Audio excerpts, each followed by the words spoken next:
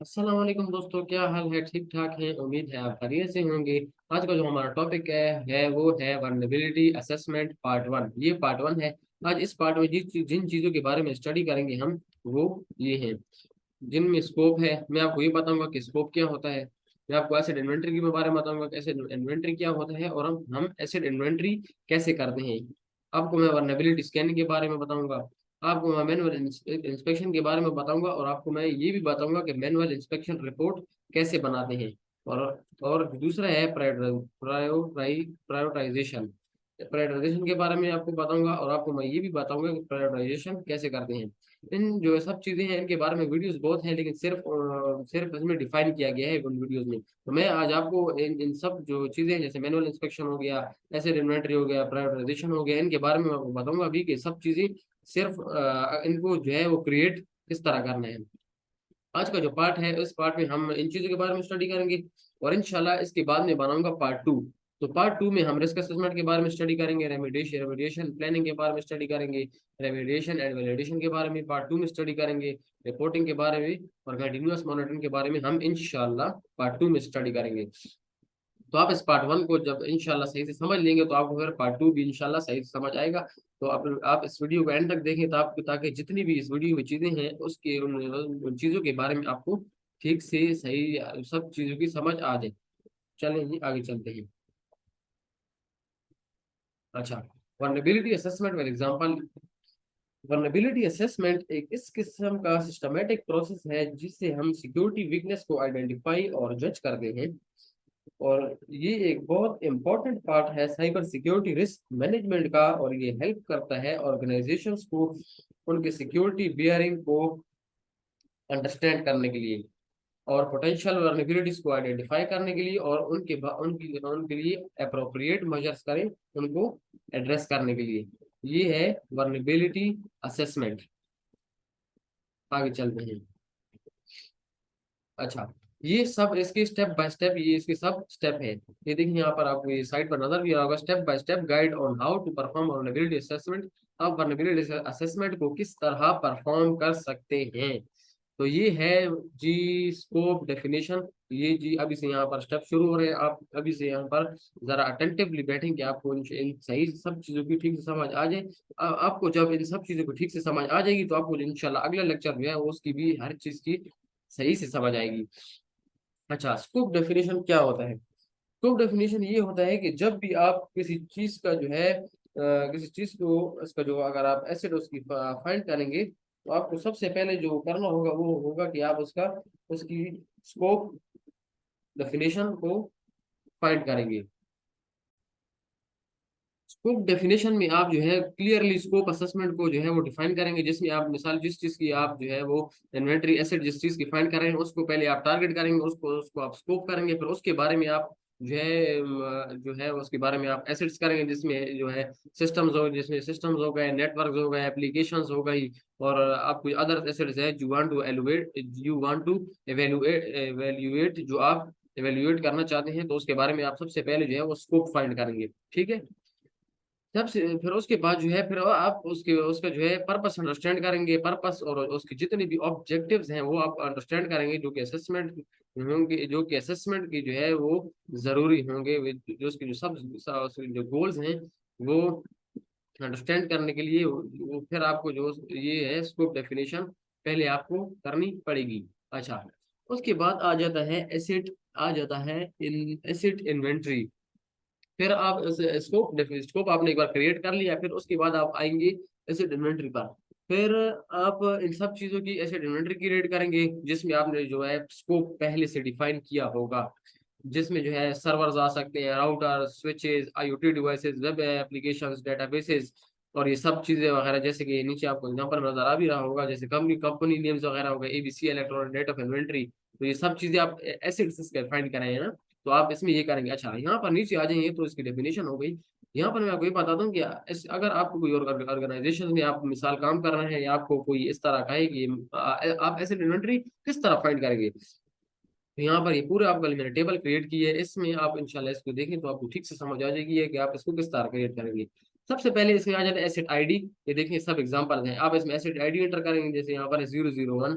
फिर उसके बाद आप एंटर करेंगे एसेट टाइप, उसकी एंटर करेंगे वो है सर्वर। एसेट नेम जो है उसकी वो है, ये देखिए यहाँ पर फॉर एग्जांपल फाइल सर्वर है।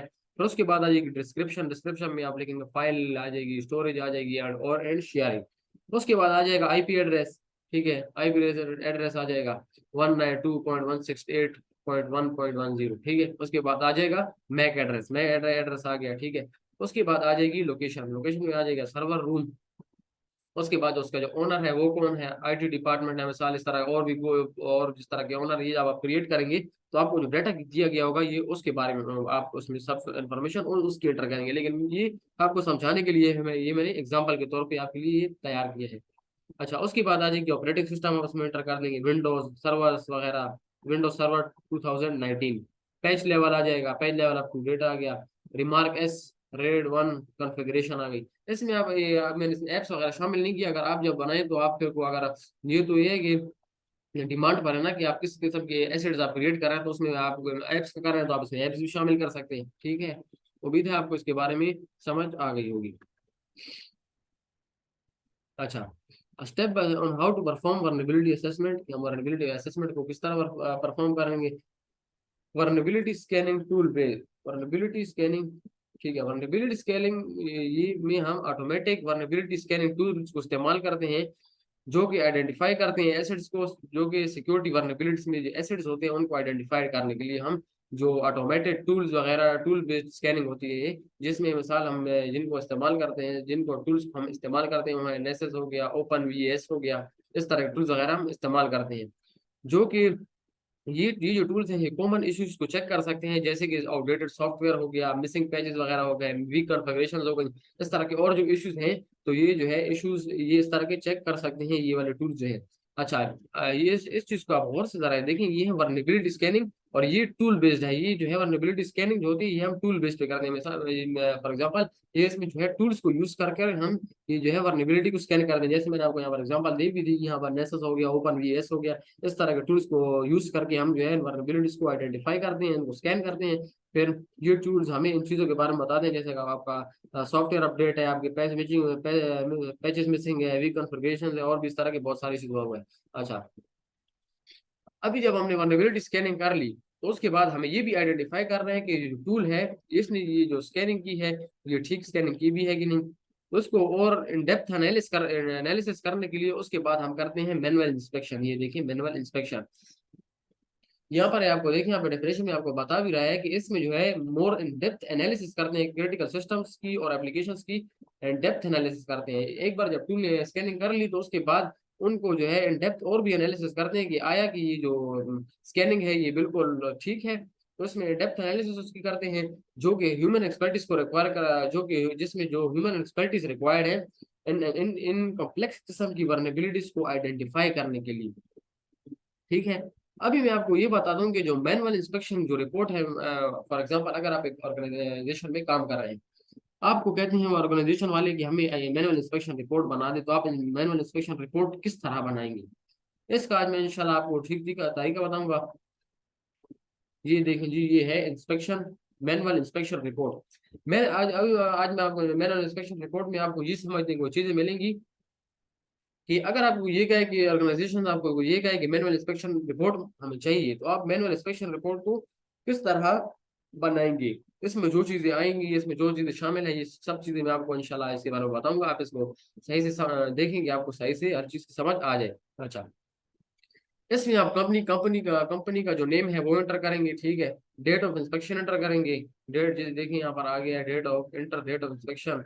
एग्जेक्टिव समरी उसके बाद आप एंटर करेंगे। एग्जेक्टिव समरी में आप क्या लिखेंगे, तो इसमें आप जो है मैनुअल इंस्पेक्शन जो आपने किया होगा उसके बारे में जितनी भी पूरी आपने समरी जो आपने इसमें पीछे की होगी वो आपने सारी इसमें एग्जेक्टिव समरी में आपने ऐड करनी है, जिसमें पर्पस ऑफ इंस्पेक्शन आपने लिखना है कि आपने किस पर्पस की वजह से आपने इंस्पेक्शन किया, उसमें जितने एसिड्स आए और इंस्पेक्ट आपने जो कुछ किया, और आपने जितनी भी ओवरऑल फाइंडिंग्स आपने की होंगी ना, तो आपने वो एग्जेक्टिव समरी में आपने इसको ऐड करना है, आपने ब्रीफ सी एक समरी जो है उसमें ऐड करनी है। उम्मीद है आपको उसके बारे में समझ आ गई होगी। अच्छा, उसके बारे में आ जाता है स्कोप। स्कोप आपको मैंने पहले भी बताया कि आपको जो चीज अगर पहले एसेट्स भी आप फाइंड करते हैं तो पहले आपको स्कोप करना पड़ेगा। अच्छा, इसमें भी आप पहले मैनुअल इंस्पेक्शन का स्कोप डिफाइन करेंगे, सिस्टम्स को स्पेसिफाई करेंगे, एप्लीकेशंस को एसिड्स को स्पेसिफाई करेंगे जो कि मैनुअली इंस्पेक्ट किए गए थे। ठीक है, उसके बाद आप मेथोडोलॉजी को डिफाइन करेंगे कि उसका जो आपने मेथड जिसमें इस्तेमाल किया, मेथोडोलॉजी का मीनिंग है मेथड, जो आपने मेथड इस्तेमाल किया वो मेथड क्या था। अच्छा, जिसमें एक्सप्लेन मेथड आपने इसमें ये मेथोडोलॉजी इसमें यूज करनी है जो कि आपने एक्सप्लेन करनी है, जो कि आपने मैनुअल इंस्पेक्शन में यूज की, जो मेथोडोलॉजी जो आपने तरीका उसमें यूज किया वो आपने इसमें एक्सप्लेन करना है। जितनी आपने अप्रोच वगैरह ली वो आपने इसमें ऐड करनी है, जितनी टेक्निक आपने यूज की वो इसमें आपने ऐड करना है, टूल्स वगैरह यूज किया आपने कोई वो आपने इसमें ऐड करने हैं, और कोई और आपने ऐसी कोई चीज वगैरह यूज की तो वो आपने इंस्पेक्शन के दौरान आपने कोई ऐसी चीज वगैरह यूज की तो वो चीज आपने इसमें जरूर मेथोडोलॉजी में जो आपने जितने स्टेप्स किए वो सब आपने इसमें ऐड करने हैं। अच्छा, उम्मीद है आपको इसके बारे में समझ आ गई होगी। अच्छा, इसके बाद जो है आता है इंस्पेक्शन फाइंडिंग्स, आपने जितनी भी इंस्पेक्शन में फाइंडिंग्स थी वो आपने इसमें ऐड करनी है। अच्छा, उसका जो इंस्पेक्शन फाइंडिंग्स का जो पहला स्टेप है वो है एसेट डिटेल्स। एसेट्स की आपने सारी डिटेल्स उसमें शेयर करनी है, जैसे आपने एक लिस्ट क्रिएट करनी है जिसमें आप एसेट जितने आपने एसेट इंस्पेक्ट किए आपने उनके बारे में बताना है। सच एसेट नेम एसेट्स का आपने जो लिस्ट क्रिएट करेंगे उसमें आप सब इस तरह के रेलिवेंट डिटेल्स आप शेयर करेंगे, जिस तरह एसेट्स का नेम हो गया, आईपी एड्रेस वगैरह हो गए, लोकेशंस हो गई, ओनर्स नेम हो गए, और जितने आपने पीछे जो आपने टेबल देखा तो उसमें जितनी चीज थी वो आप इसमें स्पेसिफिक कॉन्फ़िगरेशंस हो गई, सब आपने इसमें ऐड करनी है। अच्छा, दूसरा भाई यहाँ पर आ जाता है आइडेंटिफाई इश्यूज। इसमें आप सिक्योरिटी इश्यूज को लिस्ट करेंगे, वर्नेबिलिटीज को लिस्ट करेंगे, और जिसमें जो वीकनेस आपने फाइंड की, वीकनेस आपने जो ढूंढी वो वीकनेस आप इसमें शेयर करेंगे।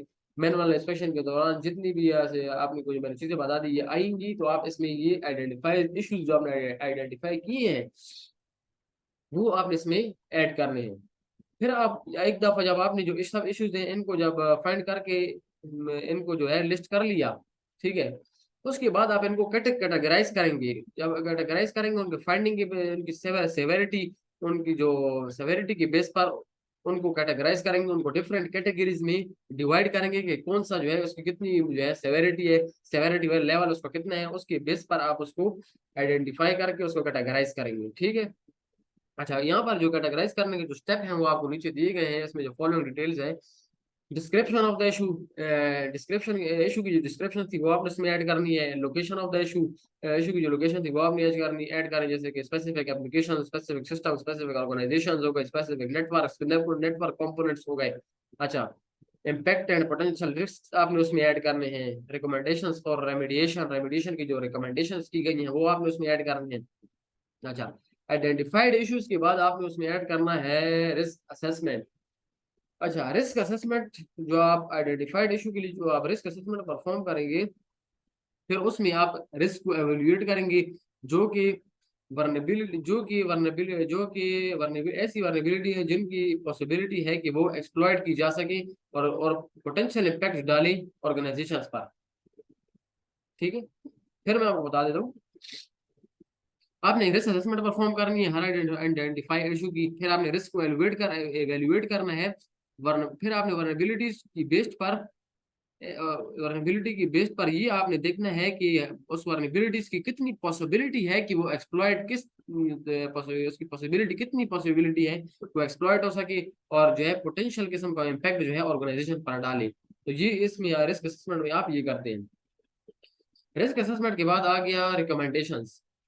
अच्छा, ये जो है अगर आपने रिस्क असेसमेंट कर ली तो इस रिस्क असेसमेंट की बेस पर आप करेंगे इंस्पेक्शन फाइंडिंग्स, रिस्क असेसमेंट की बेस पर आप आप एक लिस्ट क्रिएट करेंगे जिसमें आप सब रिकमेंडेशंस आप उसमें अपनी ऐड करेंगे, जैसे एड्रेसिंग आइडेंटिफाइड इश्यूज, जितने आपने इश्यूज एड्रेस किए आइडेंटिफाई किया वो सब इश्यूज आप इसमें ऐड कर देंगे। ठीक है, इंक्लूड स्पेसिफिक एक्शंस कर देंगे, उसमें जिन स्पेसिफिक एक्शंस होंगे वो आप इसमें ऐड कर देंगे, टाइमलाइंस वगैरह ऐड कर देंगे, रिस्पॉन्सिबल पार्टीज जो जिस इश्यूज के रिस्पॉन्सिबल पार्टीज जो है उनके आप उसमें ऐड कर देंगे। ठीक है, हर रिकमेंडेशंस के लिए आप इस तरह पूरी एक रिपोर्ट वगैरह तैयार कर लेंगे। ठीक है, उसके बाद आ गई सबसे एंड में जब सारा जो इसका जो एक किस्म का कहते हैं ना खुलासा, मैनुअल इंस्पेक्शन रिपोर्ट आपने कंपनी नेम दे दिया, executive summary, scope, methodology, inspection finding, asset details, identified issues, risk assessment, recommendations, सब चीजें जब आपने दे दी, पूरी रिपोर्ट आपने बना ली, तो उसके बाद जो एंड में कंक्लूजन जो है ना, इसका खुलासा जो कहते हैं हम, वो खुलासा जो है वो सारा आप इसमें कंक्लूजन में फिर ऐड करेंगे। देखिए यहाँ पर ये बता भी रहा है, summarise the key of finding, जितनी आपने मैनुअल इंस्पेक्शन रिपोर्ट में आपने ये सब चीजें फाइंड की हैं, तो आप जो रिपोर्ट क्रिएट करेंगे उसमें आप लिखेंगे जिस तरह के इंपॉर्टेंट, जिस तरह के फॉर एग्जांपल इंपॉर्टेंट एड्रेसेस हो गए, आइडेंटिफाइड इश्यूज हो गए, और जो कि आप इस तरह की इसमें कंक्लूजन भी देंगे जो कि ऑर्गेनाइजेशन की सिक्योरिटी को इम्प्रूव करे। ठीक है, मैं उम्मीद है आपको जो जिस तरह की मैंने डिटेल समझाया है, तो आपको इस चीज के बारे में बहुत हद तक समझ आ गई होगी। चलिए अगले अपने अगले स्टेप की तरफ चलते हैं। अच्छा, यहाँ पर आ गया प्रायोरिटाइजेशन। ठीक है, प्रायोरिटाइजेशन में हम क्या करते हैं, अगर एक दफा वर्नेबिलिटीज आपने आइडेंटिफाई कर ली हैं, उनके बारे में आपने जान लिया है, ठीक है, आपने उसके बारे में मैनुअल इंस्पेक्शन रिपोर्ट भी आपने इसके लिए इवन कि आपने इसके लिए बना लिया, ठीक है, उसके बाद आप क्या करेंगे, उनको प्रायोरिटाइज करेंगे उनकी सेवेरिटी की और पोटेंशियल इम्पैक्ट के बेस पर, जो कि सिस्टम्स और नेटवर्क पर जो इम्पैक्ट होता है उसके बेस पर आप उनको प्रायोरिटाइज करेंगे, उनको प्रायोरिटीज देंगे, उनको उनके मतलब उनके प्रायोरिटीज के लेवल देंगे, मिसाल की इसका प्रायोरिटी लेवल ज्यादा है, इसका प्रायोरिटी लेवल कम है, तो उसकी लेवल पर आप इसको इस तरह आइडेंटिफाई करेंगे। ठीक है, अभी मैं आपको बताता हूँ कि जो common vulnerability scoring systems like CVSS, ये क्या होता है। एक इस किस्म के टूल है जो कि रैंक इसलिए यूज होते हैं, वर्नेबिलिटीज को रैंक करने के लिए ये यूज होते हैं, तो ये इसकी जो है सबसे इजी डेफिनेशन है। ठीक है, जिस तरह CVSS जो है कॉमन वर्नेबिलिटी स्कोरिंग सिस्टम है, देखिए यहाँ पर आपको बता भी रहा है, can use to rank vulnerabilities. ठीक है, यहाँ पर नीचे मैंने आपको ये लिंक दे दी है, अगर आपको आप ये जानना चाह रहे हैं कॉमन वर्नेबिलिटी स्कोरिंग सिस्टम्स के बारे में जानना चाहते हैं, ठीक है, आप इसके बारे में कोई इन्फॉर्मेशन देखना चाहते हैं, या कोई आपके बारे इसके बारे में कोई और चीज़ वगैरह पढ़ना चाहते हैं, तो आपको मैंने लिंक दे दी है, आप इस पर क्लिक करके वहाँ पर इंशाल्लाह जाके वहाँ पर इसके बारे में सही से इंफॉर्मेशन हासिल कर सकते हैं। ठीक है, अभी मैं आपको इंशाल्लाह अगले स्टेप में ये बताता हूँ कि प्रायोरिटीज कैसे फाइंड करते हैं। अच्छा, अगर फॉर एग्जांपल आपको एक ऑर्गेनाइजेशन कहे कि चले आपने भाई आप ये तो बता दिए कि प्रायोरिटाइजेशन क्या होती है, लेकिन अभी आप हमें ये बताएं कि आपको कोई कहे कि प्रायोरिटाइजेशन किस तरह होती है, तो आप प्रायोरिटाइजेशन किस तरह करेंगे। ठीक है, तो अभी हम यहाँ पर प्रायोरिटाइजेशन को इनको आपस में कंपेयर करेंगे। देखिए यहाँ पर वर्नेबिलिटी एक ए है, एक वर्नेबिलिटी बी है। चलिए अभी इसको सही से समझते हैं। अच्छा, वर्नेबिलिटी ए का जो CVSS स्कोर है वो है 9.8, जो कि क्रिटिकल है। अच्छा, CVSS स्कोर जो होता है वो 1 से लेकर 10 तक होता है, लेकिन यहाँ पर है 9.8 जो कि क्रिटिकल है, खतरनाक है। ठीक है, पॉसिबिलिटी ऑफ एक्सप्लॉयटेशन जो है इसकी हाई है, जो कि कोई भी इसको एक्सप्लॉयट कर सकता है। एसिड क्रिटिकलिटी जो है वो भी इसकी हाई है, जो कि क्रिटिकल सर्वर्स को इफेक्ट कर सकता है, सेंसिटिव डेटा को इफेक्ट कर सकता है। ठीक है, ईज ऑफ रेमिडिएशन इसकी इतनी है, रेमेडी इसकी किस तरह है, वो है मॉडरेट, जो कि सॉफ्टवेयर अपडेट रिक्वायर करती है, सिस्टम स्टार्ट रिक्वायर करती है, ये मॉडरेट है। नॉन एक्सप्लॉयड इसकी है जी, इसकी नॉन एक्सप्लॉयड है। रेगुलेटरी कॉम्प्लायंस इसकी है नॉट कंप्लाइंट, ये इंडस्ट्रियल स्टैंडर्ड के साथ ये कंप्लाइंट नहीं करता। बिजनेस इम्पैक्ट जो है वो उसका सिवियर है, जो कि पोटेंशियल डेटा ब्रीच भी कर सकता है, सर्विस डिस्ट्रप्शन भी आपकी कर सकता है। ठीक है, पैच अवेलेबिलिटी, इसका पैच जो है वो अवेलेबल है वेंडर के पास। वर्नेबिलिटी एज जो है इसकी वो रिसेंटली डिस्कवर हुए है लास्ट 30 डेज पहले, with in the last 30 days. ठीक है, इसकी जो डिपेंडेंसीज हैं, डिपेंडेंसीज इसकी जो डिपेंडेंसीज है वो नो है, एक किसी अदर वर्नेबिलिटीज पर डिपेंड नहीं करता।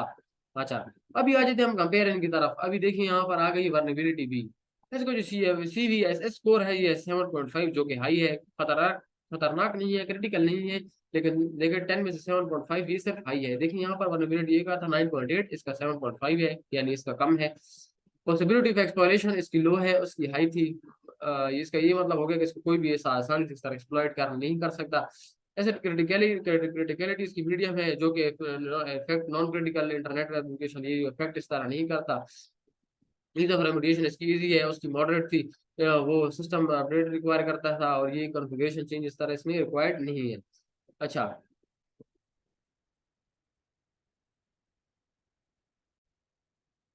अच्छा, ईज ऑफ रेमिडिएशन इसकी इजी है, जो कि रिक्वायर्स अ कॉन्फ़िगरेशन चेंज। और जो इसकी ईज ऑफ रेमिडिएशन है ये मॉडरेट है, जिस तरह की सॉफ्टवेयर अपडेट वगैरह रिक्वायर्ड करता है। इसकी जो नॉन एक्सप्लॉयट है नहीं है, इसके जो नॉन एक्सप्लॉयट हैं रेगुलेटरी कॉम्प्लियंस इसकी not not directly related to compliance है, डायरेक्टली रिलेटेड नहीं है। और इसकी रेगुलेटरी कॉम्प्लायंस है नो कंप्लाइंट विद इंडस्ट्री, ये इसकी जो है ये कंप्लाइंट इंडस्ट्री स्टैंडर्ड के साथ ये कंप्लाइंट नहीं करता। अच्छा, बिजनेस इंपैक्ट इसका मॉडरेट है, जो कि potential unauthorised access to non sensitive data, इस तरह नॉन सेंसिटिव डाटा को या अनऑथराइज्ड एक्सेस इस तरह हर हर किसी को ये नहीं देता, ये मॉडरेट टाइप का है, ठीक है। और इसका जो बिजनेस इंपैक्ट है ये तो बहुत सीवियर है, पोटेंशियल डाटा ब्रीच भी कर सकता है, सर्विस डिस्ट्रप्शन भी आपकी कर सकता है, ठीक है। अच्छा, दूसरा इसमें आ गया पैच अवेलेबिलिटी, इसकी पैच अवेलेबिलिटी नहीं है, इसका पैच अवेलेबल है, ठीक है। वेंडर वेंडर इस पे वर्क कर रहे हैं उसको फिक्स करने के लिए, ठीक है। वनएबिलिटी एज जो है इसकी वो मॉडरेट है, उसकी क्या थी रिसेंट थी, इसकी मॉडरेट है। ये जो है डिस्कवर हुआ है लास्ट 90 डेज में, ठीक है। डिपेंडेंसीज इसकी कितनी है, नो डिपेंडेंसीज, इसकी डिपेंडेंसीज नहीं है अदर वनएबिलिटीज पर, ये दोनों कॉमन हो गए, ठीक है। अच्छा, अभी ये दोनों जब आपने देख ली, वनएबिलिटी ए भी आपने देख ली, वनएबिलिटी बी भी आपने देख ली, अभी आप इसमें ये देखेंगे, अभी आ जाए हम इसको करते हैं कंपेयर। अभी जो प्रायोरिटाइजेशन का जो प्रोसेस है अभी आपको इसमें समझ आएगी, अभी इनको आपस में प्रायोरिटीज के बेस पे हम इनको आपस में कंपेयर करके इनको हम प्रायोरिटीज देंगे, ठीक है। अभी आपने आईजी इनको अभी चेक करते हैं। वल्नरेबिलिटी ए, वल्नरेबिलिटी ए जो है उसकी हाईएस्ट प्रायोरिटी है क्योंकि वो बहुत ज्यादा क्रिटिकल है, ठीक है। एक्टिव एक्सप्लॉयटेशन, ये तो आपको खुद भी समझ आ गई होगी, आपने जब ये दोनों आपस में पढ़े तो आपको पता चल गया होगा। जो है वल्नरेबिलिटी ए की प्रायोरिटी बहुत ज्यादा है क्योंकि वो बहुत ज्यादा क्रिटिकल है, एक्टिव एक्सप्लॉयटेशन है उसमें, ठीक है। हर कोई आसानी से कोई एक्सप्लॉइट कर सकता है। सिग्निफिकेंट इम्पैक्ट है उसका जो है क्रिटिकल एसेट्स पर। और अवेलेबिलिटी ऑफ पैच है उसमें, और जो वेंडर जो है क्रूशल बना रहे हैं टू रिमीडिएट इमीडिएटली, ठीक है। तो ये आपको वल्नरेबिलिटी ए का पता चल गया, ठीक है। वल्नरेबिलिटी बी आ गई।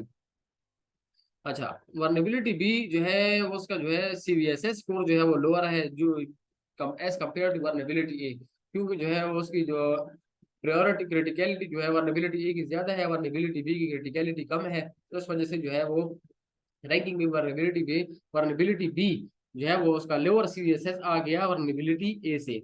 अच्छा, वल्नरेबिलिटी बी जो है वो मीडियम क्रिटिकलिटी है उसकी एज कम्पेयर टू वल्नरेबिलिटी ए, ठीक है। और क्रिटिकल एसिड भी उसके लो है as compare to vulnerability A.